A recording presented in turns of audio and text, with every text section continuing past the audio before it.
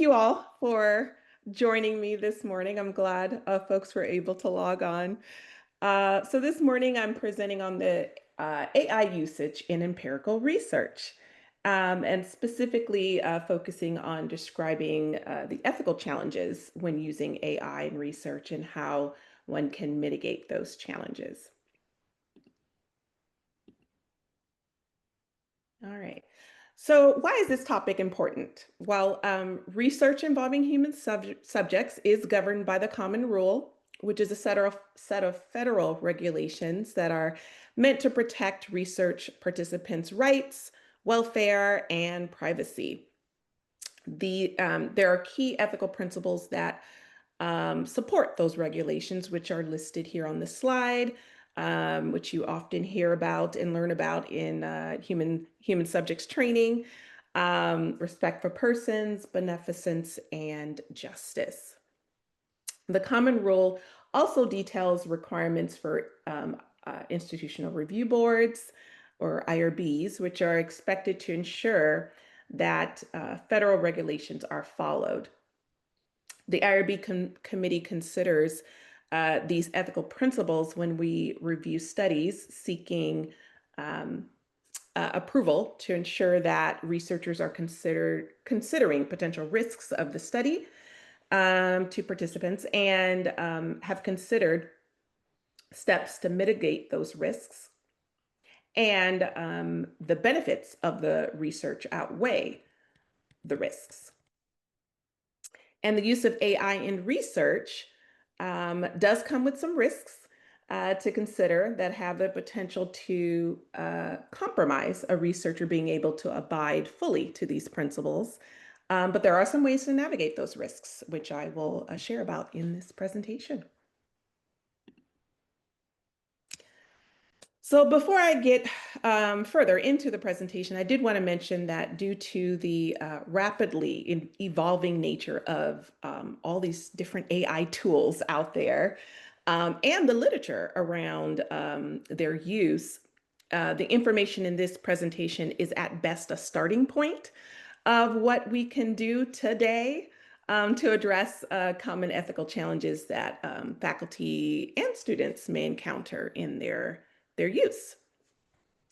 I also want to share that many university program directors and administrators and IRB committees are still trying to wrap their head around this topic and develop policy to guide the use of AI research.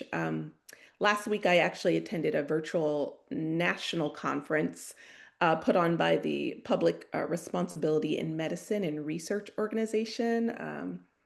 Primer organization. It's a membership organization that is made up of professionals in the research oversight community, IRBs included. And the impact of AI in research was a common topic discussed and presented on. And I can confirm that the pictures that you see on this slide represent how many are feeling across the country about AI, just really essentially feeling behind the eight ball in trying to help faculty and students with education on AI tools and guidance on the ethical use of these tools, and just wanting it all to slow down so we can catch up in getting information out. And of course, there's still folks who just don't want to deal with it at all, and just want to stick with traditional ways of engaging in research. But that ship has sailed, essentially. We are past debating whether AI should be used in research. We're now needing to engage in discussions about it and develop policies and procedures on how it can be harnessed responsibly and effectively.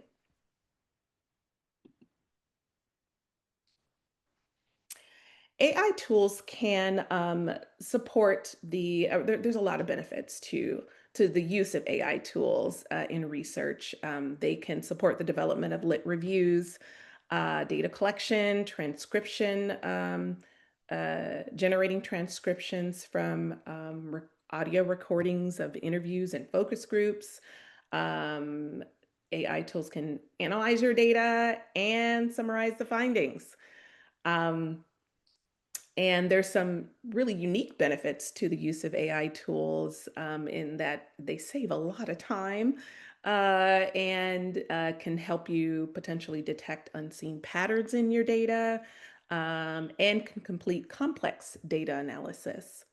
But the larger question that we need to consider is how much should we allow AI to inform our, go back there, to inform um, our research process.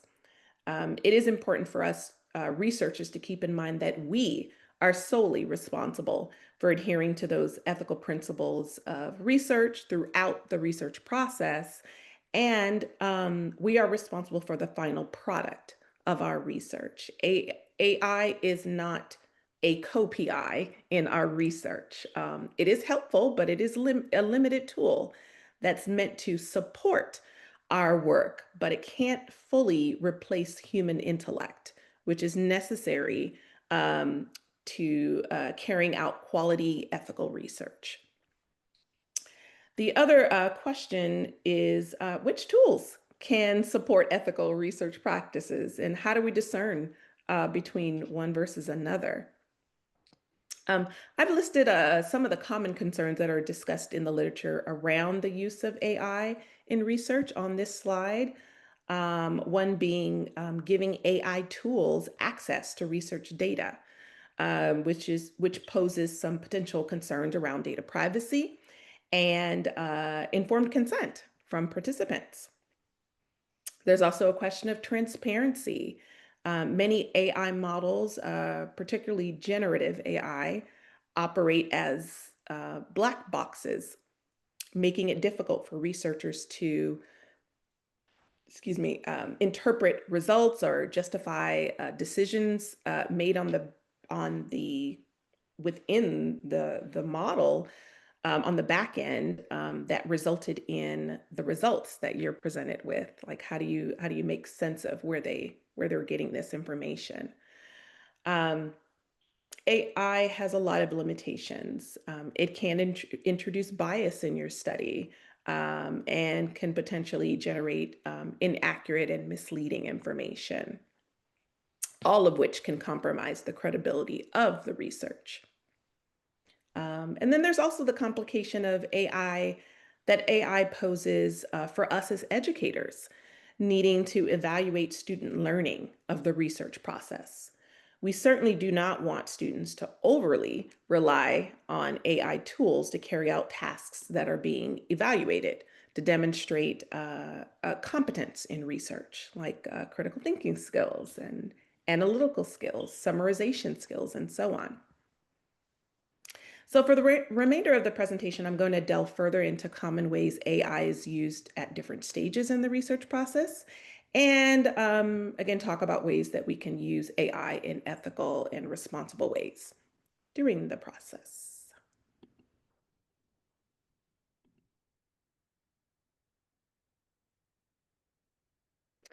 As it relates to AI uh, use to support literature review development, I want to highlight a three-part webinar series recorded by representatives of our online writing center and the online library. Julie Johnson Archer, I see that she is in here, and Dr. Atkinson. They have a series that covers the basics of AI literacy, including AI tools that are used in the context of library research and writing. They also talk about the limitations of those tools and alternatives to their use. So I encourage you to take a look at. There's a link there where you can find all three of um, the webinar information. I've also listed it, linked the slides and videos that were available as of this morning on um, on the slide. Ah, and Julie just posted in the link in the chat as well. Thank you, Julie. So what I'll focus on in the next few slides are data collection, transcription, and analysis. So one way that AI is used to support data collection is generating survey questions. So using like generative AI to develop like a full survey or just a list of survey questions can be problematic. And when I say generative AI, I mean publicly available open AI systems like ChatGPT, Claude, Gemini. Um, the problem is we don't know where the questions came from, which makes it difficult to ensure that there aren't any intellectual property or copyright infringement issues at play. It could have come from a standardized measure, many of which are copyrighted, but we wouldn't necessarily know that. Generative AI has been known to be biased as well, which may be reflected in the questions that it generates. It also pulls from legitimate, like peer-reviewed and non-peer-reviewed or non-legitimate sources. And so the survey questions may not align with best practices. So in general, it's always best to explore what measures or surveys already exist, particularly if they're standardized, and use them if possible. The library has a database resource for finding existing measures, which I've linked in the slide.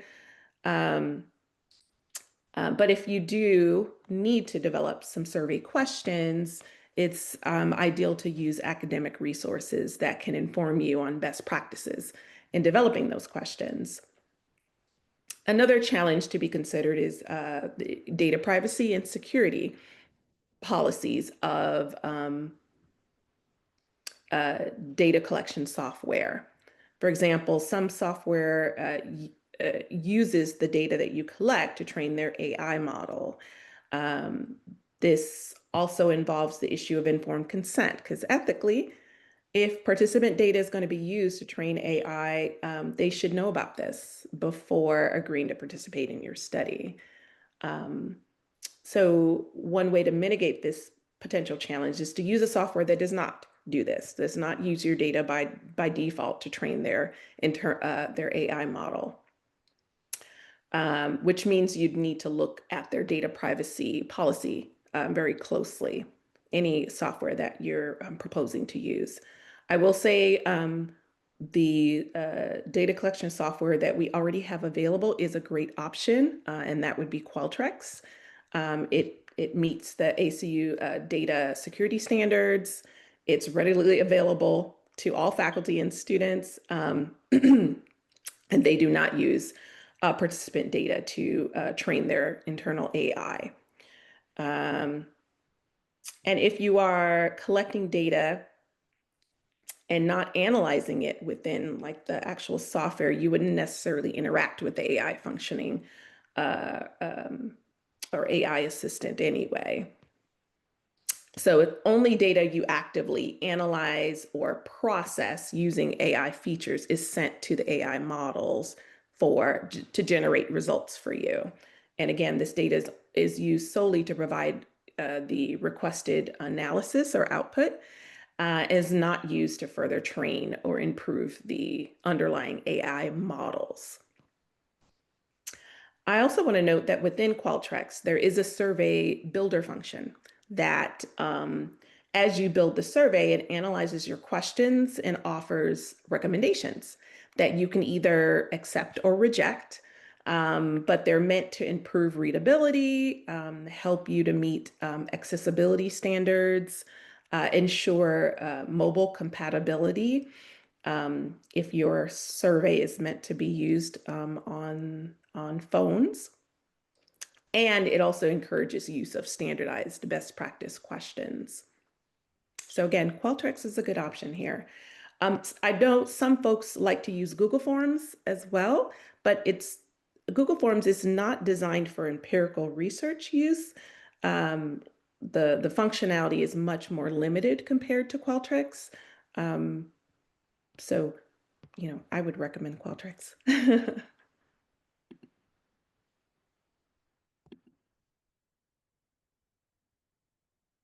Okay. So let's talk about transcription, data transcription, which is often a part of qualitative research. Um, for qualitative research, transcribing data has become much easier than the days when we solely used foot pedal transcription machines to play, rewind, and fast forward tape recordings. I know that's what I did when I was a doctoral student. That's all we had available. But we now have various online transcription software options for transcribing text in a quick and convenient manner. Where there are some ethical challenges to consider here, one being the accuracy of the transcription. Although the transcription software typically undergoes some level of training on a wide range of speech patterns, supposedly accents and vocabulary as well, they still make mistakes. And there have also been some articles that describe hallucinations being found in transcriptions where the software transcribed a sentence that was never said in the audio. Um, there also may be some errors in the transcription due to audio quality. And then there's also limitations in being able to capture like nuances of human language and conversation, like tone, emotion, pauses in the conversation that may be vital to understanding and interpreting the data. So to maintain the integrity of the research process, it's important for researchers to make all efforts necessary to ensure that they are accurately capturing participants' voices. Um, the suggestions for addressing these challenges are pretty much standard best practices in qualitative research. Human verification, so listening to the recordings while reviewing the AI developed transcriptions to address any errors or make updates, and then using member checks. So sending the transcripts to participants for review to ensure that information was accurately captured. Continuing with the topic of data transcription, there are some additional challenges, such as data privacy. For example, if you use a recording device for in-person data collection and then want to upload the recordings to a transcription software, you'll need to make sure that that software does not use your recordings to train the AI models, because you can't de-identify a recording before uploading it to a software. Um, and then also informed consent also comes into play here, and being transparent about the use of these tools, particularly if the recordings are used to train AI models. We certainly want to refrain from any software that does that. A good option would be potentially to use an offline transcription tool. So your audio recordings are played on your computer and you are not connected to the internet. I know Microsoft Word has a function for transcribing in that way. Whatever you choose to do, you'll want to be clear in your consent form to support participants being able to make an informed decision about participating in your research. As a researcher, you may record information that is potentially sensitive or includes identifying information. And generally, it's best practice to encourage participants to refrain from sharing sensitive or identifying information, and use pseudonyms while you're recording an interview or focus group. But of course, sometimes participants need reminders to do that. Um, if you're conducting an online interview, or focus group. Zoom is a good option to record and transcribe your interview. Zoom, they specifically state they do not use any customer audio, video, chat, screen sharing, attachments, or other communication like customer content to train Zoom or its third-party AI models. And Zoom also offers a zero data retention option. I've also included a guide from NYU that I found that provides a checklist on what to consider in evaluating an AI transcription tool. So that's something that you can take a look at your leisure once the slides are sent out. Beyond what I've discussed, data retention is also a challenge if the tool retains your data longer than you need it, or the policy is not clear. If that's the case, that's probably not a tool you want to use. On another note, I would discourage use of Otter AI right now for empirical research. I know folks use it for recording and documenting meetings, but for empirical research, I would discourage it at this point.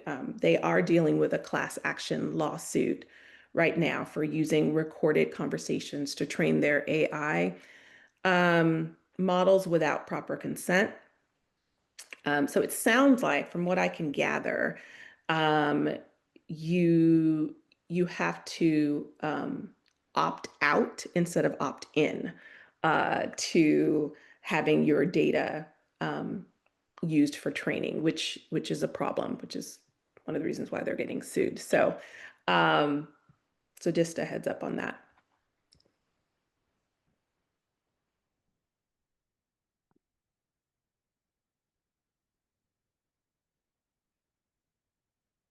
There. Okay.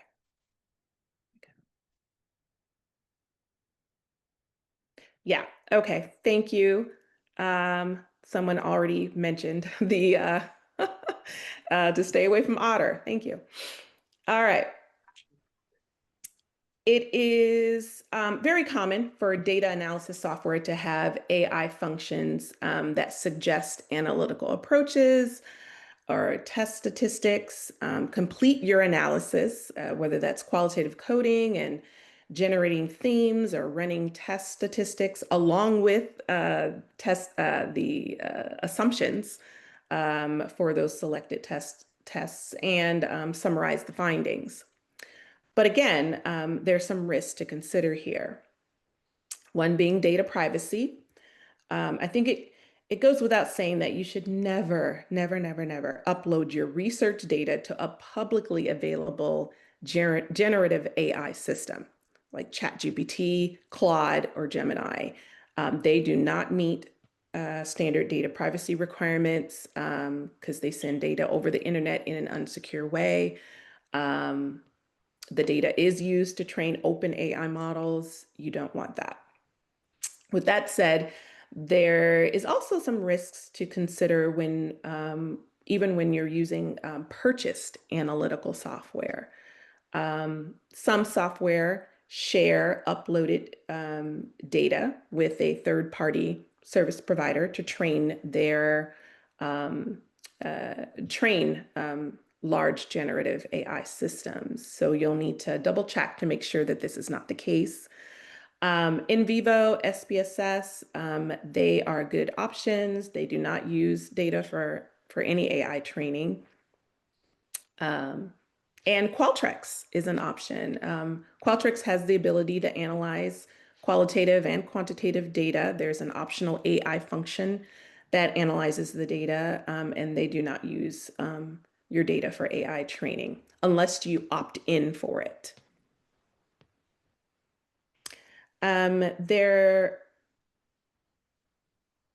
is analytical software that uses your data to train other analytical software that uses your data to train internal proprietary AI models. And in that situation, I would suggest only uploading quantitative data. but de-identifying the data set before uploading it. So that is essentially just numbers that are associated with like a measure, no like textual data or qualitative data. Um, I would also make it clear in the consent form what you plan to do. And you'll also want to use a software where the data is encrypted in transit to AI servers using a secure connection, which is a pretty common thing with paid software applications. Data retention. Systems sometimes store data over long periods, sometimes without clear limits. And the extended storage increases the risks of unauthorized access or misuse of the data over time. So you'll want to use a software where the data is ideally immediately deleted from AI servers upon completing a requested task. So there's no storing or backup of your data. In vivo and SPSS are good options here. And you want to use a software where you maintain control. So the AI functioning or the AI assistant is an option, not a required a component of the software that you must use.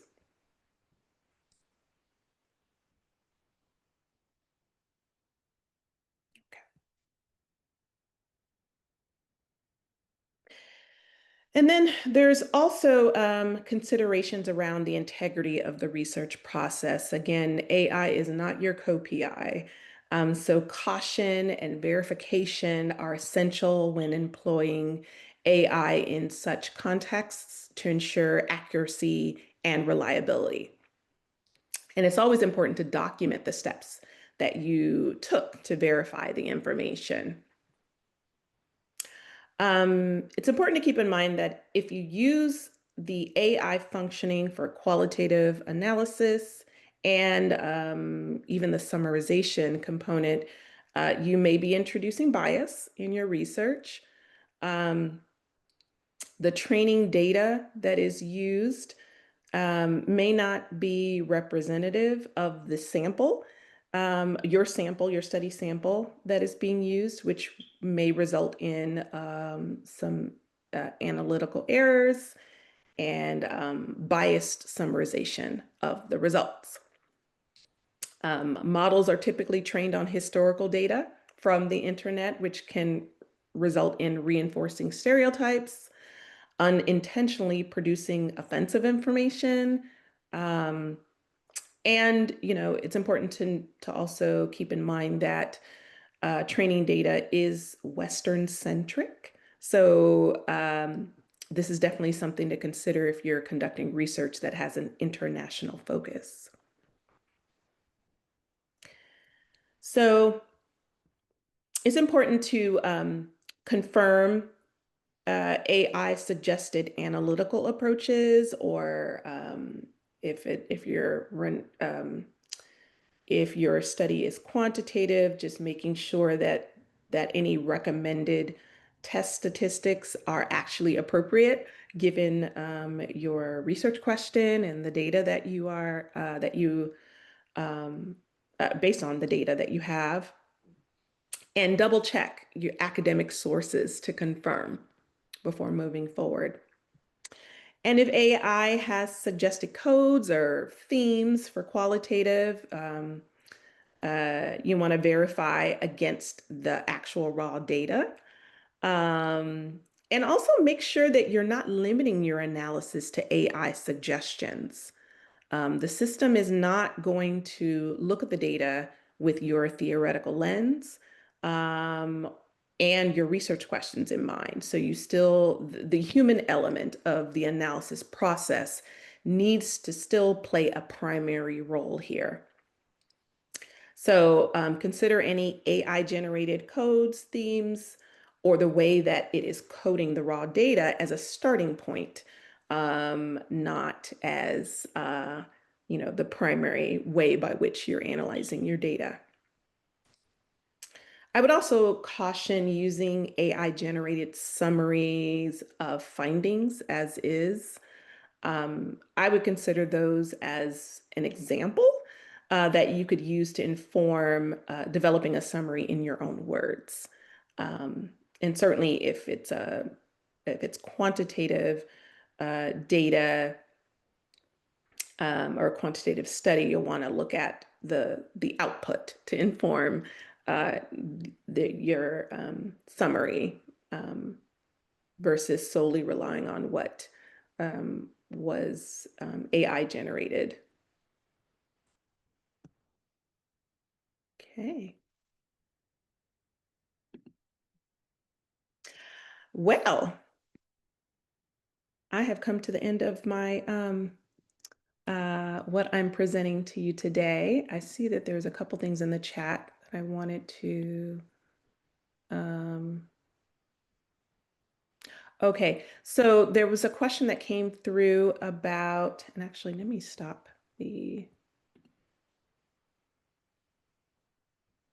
share here. All right. There everyone is. Okay, so there's a question around Canvas Studio and whether it does transcriptions. I don't know offhand. I'd have to look into it. So sorry, I don't know. Does anyone know the answer to that? Does Canvas Studio do any transcriptions? Okay, sorry, I don't know offhand. Let's see. Andrew mentioned Julius AI is a safe place to load and analyze data. They are security compliant and never use data to train models. Okay, good to know. Thank you for that. Any other questions or Hi, comments? Raquel, I do have a question. Um, Sure. and I know you brought up that we're never supposed to upload our data to a publicly Available. visible site. Yeah. But yesterday I was doing an IRB application with a student, and Carla Perkins sent it back asking us to add the statement for ACU in that the data will be stored, and this is going to be paraphrasing, for 3 years, Yes. um, and that the faculty will hold the data. Where are we supposed to hold that? That the faculty will hold the data. Well, I know maybe she's thinking about the EDD programs because I know that they require students to upload the raw data to Canvas to Mhm. hold because the PI is essentially required to hold it for at least 3 years. Um, I'm not sure. I'm not sure why she recommended that to you, though, since you're Okay, the. I'll go into Cayuse and I'll copy. I'll try. Well, actually, we submitted it. I'll try to copy Okay. the comment that she asked us to add Yeah. and send it to you and ask you to clarify that because I've never been asked to hold my students' data. And Yes. considering that this student is not doing her project with a hospital, it's in a church Yeah. outpatient setting. Um, Mm. I don't know if that's the difference or what, but I will I'll Okay. definitely I'll get back with you on that. I can jump in and maybe speak to that just a little bit. I'm Andrew Huddleston. I'm the program director for our MED in teaching and learning here at AC, which is a residential program. And so my students do an action research project that they get IRB approval for, and I serve as their faculty advisor. And so Hmm. for the last, oh, I think this is our about our 12th year of doing this. They've always had me keep it in a locked cabinet, their data for 3 years. And what I was told is that we could be audited and the auditors could ask to see that data, and that was I think it was back in the days of Megan Roth when she started doing that. Now, all of that could have changed, but I have them put it on a thumb drive just so it's something that I can store, and I have a locked cabinet here in my desk. But, Raquel, if you find out that that's no longer necessary, I would love to hear that because that would take a little pressure off of me as a PI. Because then there's the question, what about after the 3 years? What do I do with the thumb drives? And I don't know the answer to that, so I still have them. Yeah. So you can destroy any data after the three Yeah. years. So, Yeah. so how do I destroy the thumb drive? That's what I'm getting at. Like smash Ah, them with a hammer or burn them or, drive over them with my car. And I'm teasing a little bit, but at the same time, how do you destroy it? Or is it enough just to delete the data off of it and reuse them for other purposes? Or is yeah, that considered safe enough? I don't know the answer to that. yeah. You can delete it off the thumb drive and then delete it from your because things will go into your trash, your online trash bin. You want to delete it from that to permanently like kind of remove it. Um, yeah, but I will look into that and get some answers.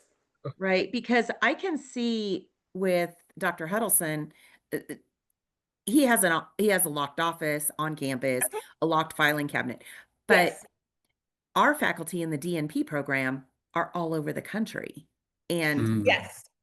we don't know, I mean, yes, we're assuming their houses are locked, but do they have a locked filing cabinet to put their data? And I mean, Y- Yeah. I Well, just told the student, I said, well, for right now, you're going to have to send me an electronic file and I'll save it somewhere on the ACU email yeah. system or something. I don't know. I don't know where Yeah. I'm supposed to save this.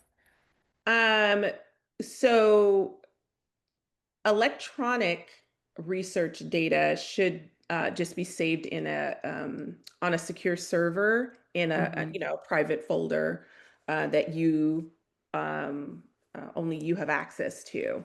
But Right. um, whether you need to do that for your all of your students is the question. Because again, I know the EDD Right. program does it, but is it a